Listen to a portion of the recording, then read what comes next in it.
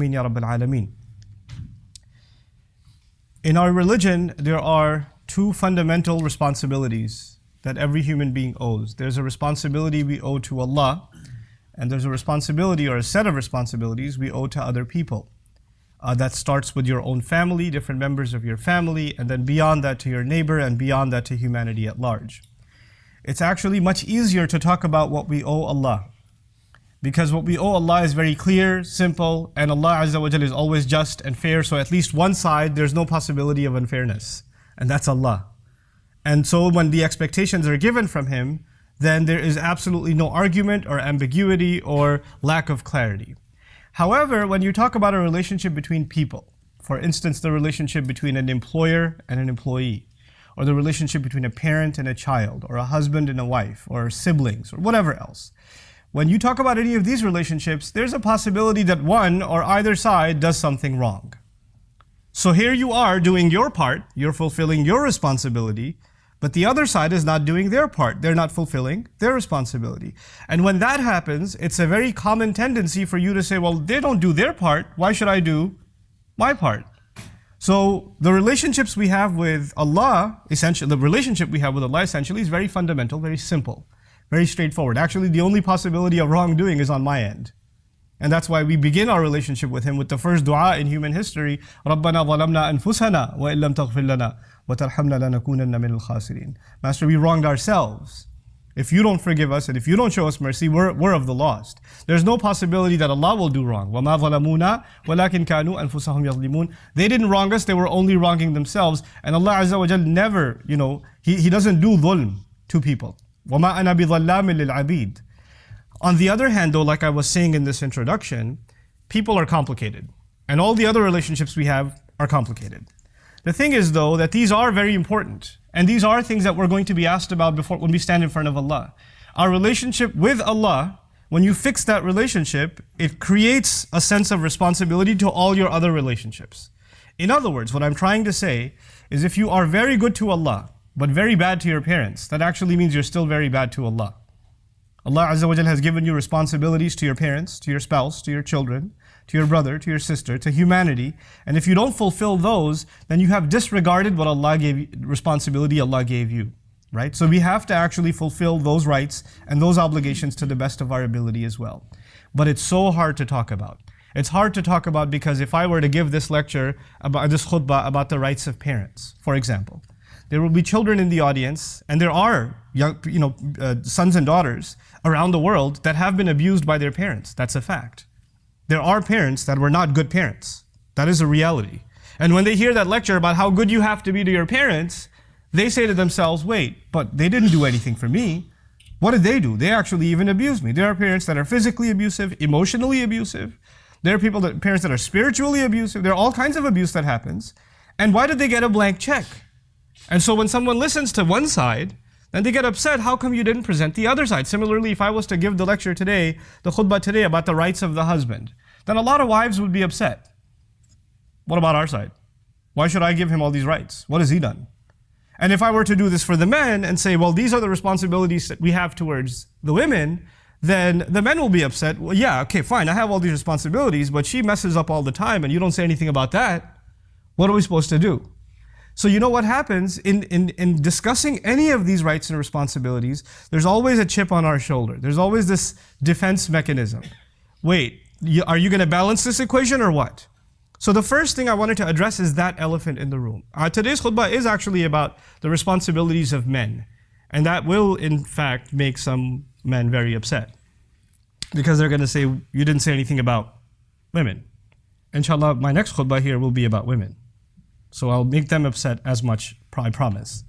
But the thing is though, that there's a very natural, and I would even say a tendency inspired by Iblis himself, is that he makes us forget our responsibilities, and he makes us think all the time about our rights.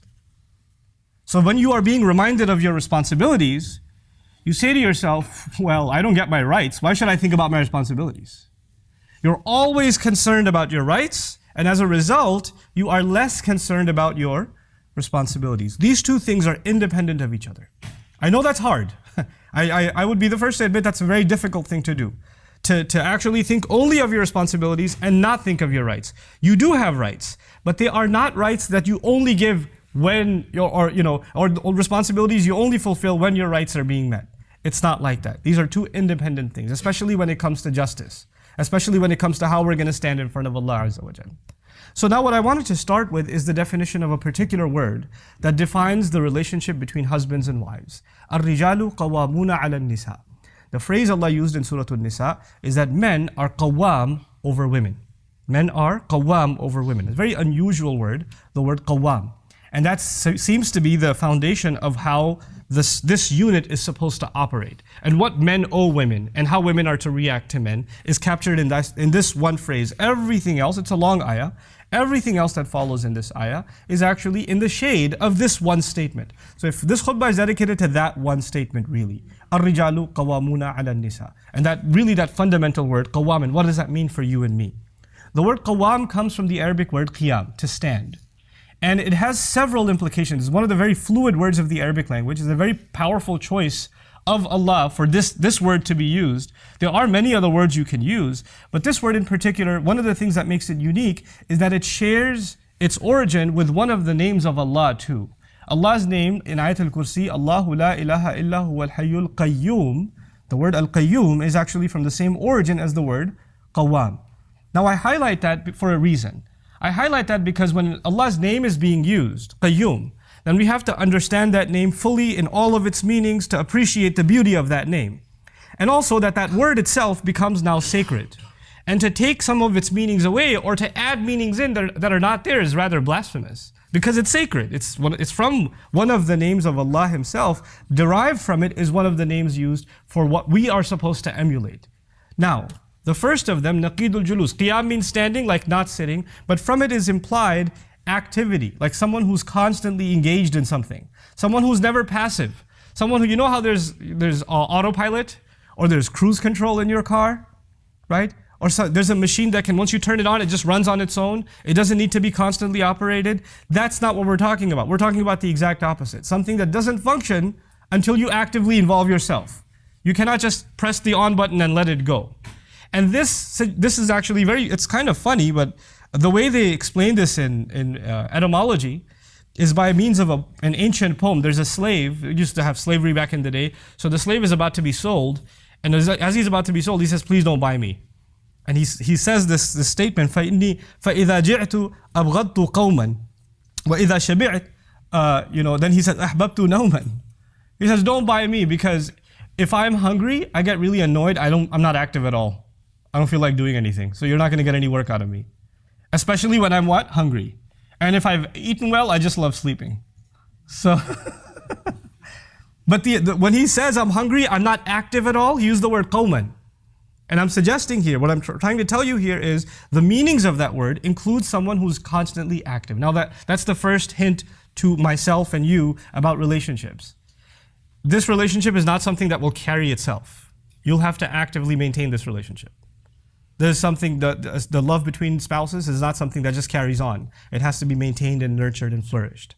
It needs to be something that one needs to come back to. You cannot assume that it's there. It can dry up and it can fizzle away. The assumption that something has been forgiven or the feelings of hurt are gone. That assumption, the hurt doesn't go away on its own. You have to work on getting rid of it. You have to fix it. So there's an active role necessitated. Sometimes people are living under the same roof. They're not talking to each other for years. Or not any real conversation anyway. How was dinner? How was work? How was traffic? Okay, I'm just going to watch TV now. And years go by and people actually haven't had any conversation. They haven't built any relationship at all. The only thing they share is a roof. That's all they share. That's not what men are supposed to do. And it's particularly difficult for men to be active in fostering a relationship because we're not much of a talker anyway. We like to just be passive. We like to just come home after a day of work, sit on a couch, put on the TV, or just get on our device and just, I don't want to talk. And she'll come and say, hey, so how's your day? What's going on? Tell me how you're feeling. Says, can we do this later? I don't feel like this right now. We're not the ones that initiate. We have to be the ones that initiate. That's the first implication. Al-qiyam al-azm. Qiyam also means commitment. That this is why in even Quran, وَلَمَّا قَامَ عَبْدُ اللَّهِ يَدْعُوهُ in Meccan Quran, it was so difficult to come and stand and pray at the Kaaba because you could get beat up.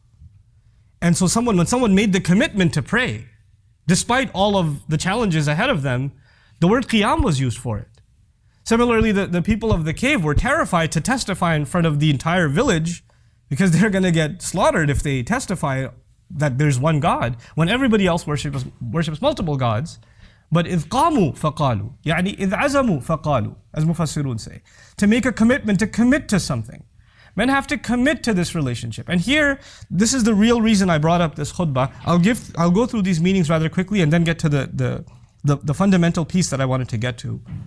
Qiyam also means thabat, constancy. You have to, and from it actually comes the word qiwam. And qiwam is nizamul adr. Actually, nizamuhu wa imaduhu, the pillar of a building, is also its qiwam. The thing that holds something together and the thing that maintains that you can rely on all the time. Furniture can move inside of a house. Walls can move. Pillars can't move. Pillars have to be a constant. We have to be the constant in our families for our women. They have to be, we can't be fluctuating. Yesterday you said this, today you're saying that. Yesterday you said this is okay, today it's not okay. You can't be fluctuating, you have to be constant. And that's one of the other implications of the word qiwam. And finally, one of my favorites, from it comes the word qima. Not the ones that they see eat. But qima is actually value, thamanu shay. That a man being qawwam is actually responsible for letting his spouse know how valuable she is. He gives her value. He appreciates her. He acknowledges her. He lets her know that she's beautiful. And a lot of men actually do the opposite. Let her know how fat she is, how ugly she is, how short she is, how dark she is, how freckled she is, or whatever. And they'll do that constantly, putting her down, demeaning her value. You know, or insulting her intelligence. God, you're such a horrible driver. You're so annoying. Why can't you just take the normal right turn like everybody else? You know, why are you in this lane? Why aren't you in that lane? Constantly putting her down in some way or the other. And a qawwam is someone who gives value instead of taking value away. Like if the woman feels, stupid when she's around her husband, when she feels ugly when she's around her husband, when she feels valueless when she's around her husband, then he's not being a qawwam to her. This is what we have to be, qawwam. Now I wanted to highlight all of this in one particular context. And that is, before we become better husbands and by the way, the ayah is not just about husbands. It's ala nisa. It's actually, this is the kind of thing we're supposed to do for our mothers, our sisters, our daughters. It's actually broadened. And then it's made more specific about the spousal relationship. But the reason I was probed to bring this topic up as a khutbah is because recently I've been engaged in quite a bit of travel. And what I do when I travel and I speak in different communities more recently was across the United States and somewhat in Europe. After a program is done, I spend a few hours just talking to people. People just come up to me and they ask me all kinds of questions or share concerns. And overwhelmingly, the women that came and spoke with me about how their husbands they're good husbands, but they allow her in-laws to be abusive.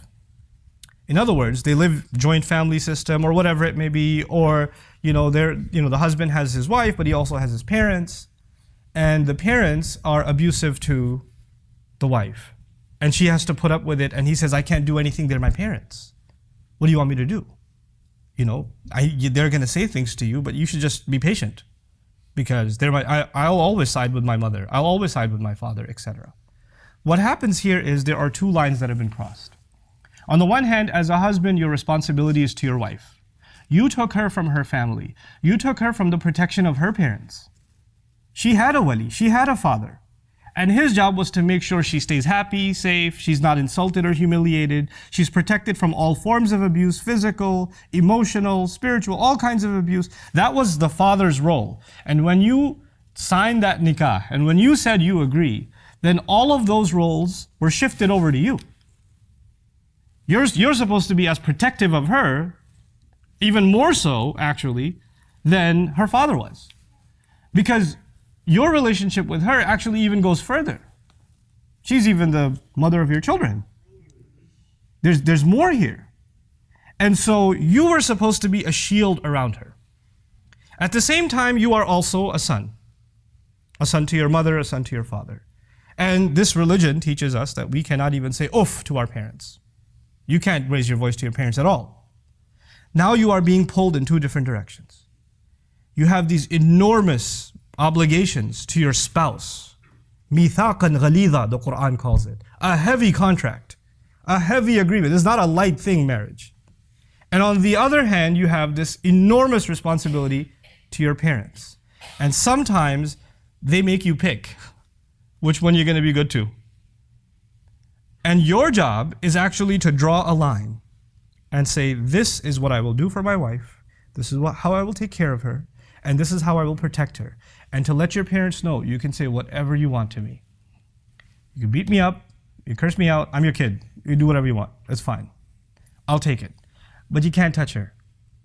You can't say a word to her. She's not yours. She's not your responsibility, and she's not your child. Especially the culture I come from, you know what they say when the girl's getting married? They say, oh, she's like our daughter. Oh, it's like we have a new daughter in the family. Beware when you hear those words. Girls, be thoroughly warned. Because when they say she's like our daughter, trouble is looming. Just a couple of weeks later, there's going to be commentary about how you didn't cook, or you cooked, with too much salt, or, you're lazy, or you didn't clean, or some stuff is going to begin. No. The relationship between this woman and her husband's family, first and foremost, is a relationship of mutual respect. She has to be treated with respect, and she has to treat with respect. When it comes to rights and obligations, she is under no obligation to obey your parents. I'm sorry. I'm sorry in that I feel sorry for you that you believed that for so long. But your wife has no obligation to obey your parents. And if you are forcing her to obey your parents and serve your parents, you are engaged in an act of injustice. You're being abusive. You're not a qawwam. You're not the qawwam Allah made you. You were supposed to be taking care of her. You didn't bring a servant into the family. And you're not supposed to be giving her lectures about you have to be patient, they're elder, they can say whatever they want. No. When even our family does something wrong, Allah commands us to stand up for justice. Even if it's وَلَوْ عَلَىٰ أَنفُسِكُمْ أَوِ الْوَالِدَيْنِ وَالْأَقْرَبِينَ. You have to stand up for justice, even if it means you have to stand up against yourself. Meaning if you've done something wrong, you have to own up to it. And if your parents have done something wrong, you actually lovingly, respectfully, head down, humble voice, you still have to let them know, you can't do that, Mom. I'm sorry, you can't do that. Dad, that's not right. I'm not going to allow it. You're my dad, but those rights I will not allow you to trample. Because Allah will not be asking you, Allah will be asking me whether I was qawwam over my wife or not. If you cannot be that shield, then you are in violation of what Allah expects from you as a husband. That's very important to understand. We have situations in which, by the way, as people are listening to this, like I said in the beginning, I gave that disclaimer, there are going to be in-laws that are like, but there are wives that are abusive to the in-laws. You didn't give a khutbah about them.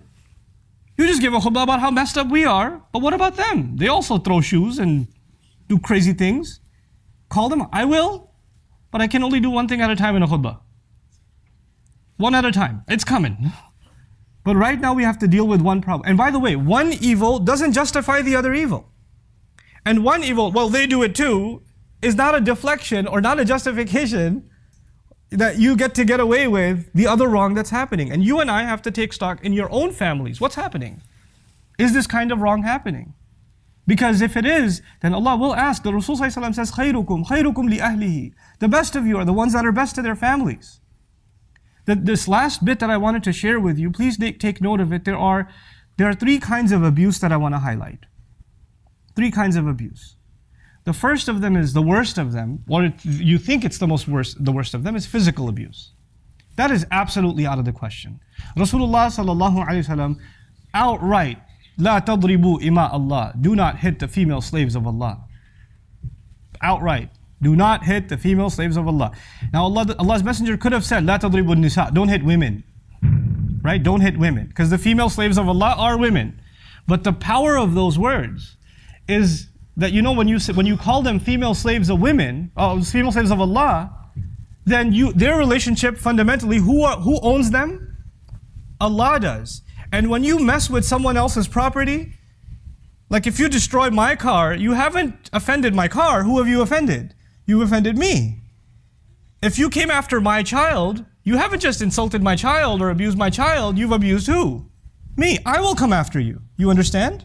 If they are Allah's property and you hit them, who is coming after you? Allah. La tadribu ima Allah. Watch it. They belong to Allah.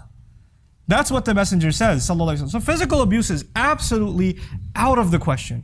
It is out of the question. And anybody who would like to argue otherwise, I'll stick around after Jummah. I can talk to you about it. The second kind of abuse is emotional. And emotional abuse could be verbal. It could be when the husband is not around, the in-laws come along and say, by the way, you're just here for a little bit. We can get rid of you whenever we want. That's my son. And when the husband's home, then how are you? You're so sweet. You're so kind. And this girl's going crazy like, when he's not around, they turn into the devil. And when he's around, they turn into an angel. So when I try to tell my husband that they're crazy, he says, what are you talking about? They're so nice. You're crazy. And this is a kind of emotional abuse. A husband and wife have to have a trusting relationship. They have to. If you don't have trust, you have nothing. There's nothing there.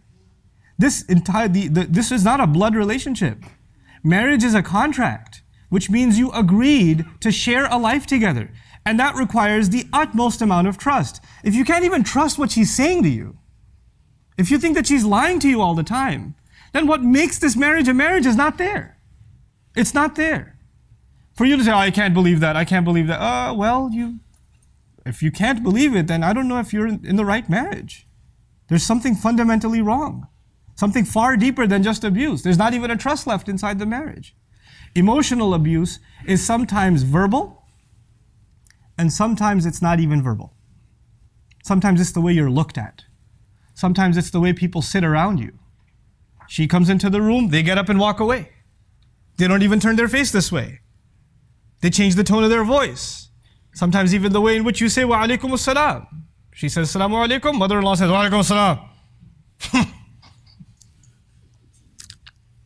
Or she doesn't say anything at all. That's a pretty abusive statement, to not say anything at all. And then she can turn around and say, maine kya kaha? What did I say? I didn't say anything. That's emotional abuse. And it's unacceptable. The last of the abuses, though, is the scariest one to me. And that's spiritual abuse. When the wrong is done, and then the religion is quoted. Allah says you have to be good to parents. This is what Islam teaches you. And they'll do the wrong, and then they'll invoke Allah and His book and His Messenger sallallahu alaihi wasallam, who are completely innocent of this nonsense. And then that's the religious or spiritual kind of blackmail and abuse that goes on in families. This needs to come to an end in your family. I'm only talking to the men right now. I'm not upset with parents. I'm not upset with anybody else. I'm not even upset with you, but I'm just giving you and myself a reality check. Look, our parents are not evil. They're not. They were brought up in a certain culture. They were brought up in a certain environment. They have certain norms that they've come to become used to. And some of those things are not right, but they don't realize that. They just do what they think in their mind is right. They're not. Nobody's purposely evil. They're not, even though some women believe that about their in-laws. Nobody's intentionally evil. Everybody just thinks from a very different point of view. You, however, are in the middle. You're in the middle of two worlds that are pulling at you. And you're going to have to you're going to have to be the voice of reason and justice. And you know what that means? Sometimes you're going to have to take the side of your parents. And sometimes you're going to have to take the side of your wife. Because nobody's always right. And sometimes you will make a mistake too, and then you'll have to admit that you made a mistake. That's going to have to happen too. Which means the role that you are in, this middle role that you're in, is a very difficult one, and it's a role in which you will constantly be the object of criticism. Somebody will criticize you all the time. Because whatever decision you make upsets someone. Somebody will, congratulations on being a man. That's what it comes with. That's the role you have to play. Arrijaal qawwamuna ala Nisaa. Congratulations. That's the role Allah has given us. If you don't understand that, you feel like this ayah is about this absolute authority Allah has given us, and we get to do whatever we want with the women under our authority. The word qiyam has nothing to do with authority, first of all. It has to do, like I said, with being active, and making sure that you constantly check yourself and make sure that the relationship remains healthy, is commitment, is constancy. From it comes the word istiqama, which means fairness, even al-adl. One of the meanings of istiqama is adl, that they maintain fairness over it. One of my favorite meanings of it that I didn't even share with you is qum. From qiyam comes the word qum, which means al-qasd. Men are supposed to be not only there for their women in terms of caretaking and protection, they're supposed to give their women a sense of purpose and direction. They're actually supposed to, in a sense, even be mentors to their wives. Mentors to them, advisors to them. This is what you should do. Hey, let me help you fulfill this goal or that goal. How many times there are, especially in abusive family situations, there are women that used to have goals. I want to start an orphanage, I want to do this, I want to write a book, I want to do that, and they don't get to do any of it. Who is supposed to encourage them and open up that door for them and say, yeah, you should do it. I know you make a mean paratha, but you can also write a book. You should work on that. Who was supposed to encourage them and do that? That was supposed to be the husband. He was supposed to open that door. So I pray that Allah Azza wa Jal gives us and our children the ability to be raised mentally as qawwam, and the abuse that is happening inside of our families, that we're the reason that it comes to an end. I'm not giving this khutbah that you go home and you start fights. That's not why I gave this khutbah. Ladies, I did not give this khutbah so you go say, hey, watch this video. Don't do that. That is not why I gave this khutbah. It's for men to do an introspection of themselves. That is part of the selfishness that we have now adopted. Everybody hears a khutbah or a lecture or a talk and they think, well, this will be really good for my rights. Everybody should be thinking this will be good for my responsibilities. Don't become selfish in this religion. This religion is about you serving Allah first and foremost. So we just take stock of ourselves. And when you do go back and try to implement some of these things, even implement them with mercy. Even if your parents are doing wrong and you're correcting them, you're not a police officer and you're not a judge. You're a son still. Even if you're going to correct them, you're going to correct them with love and mercy and care. You're going to be tactful and careful about it. And so may Allah Azza wa Jal give us that delicacy so that we can really truly fulfill the words of the Prophet sallallahu alaihi wasallam, خَيْرُكُمْ خَيْرُكُمْ لِأَهْلِهِ وَأَنَا خَيْرٌ مِنْكُمْ لِأَهْلِي. The best of you are the best to their families. And he didn't say the best of you are the best to good families. Even if you have a messed up family, you still have to do your best. Right? And I'm the best of you to my family. May Allah Azza wa Jal make us better and better families and make us do right by our families. Barakallahu li wa lakum fil Qur'an al-Hakim.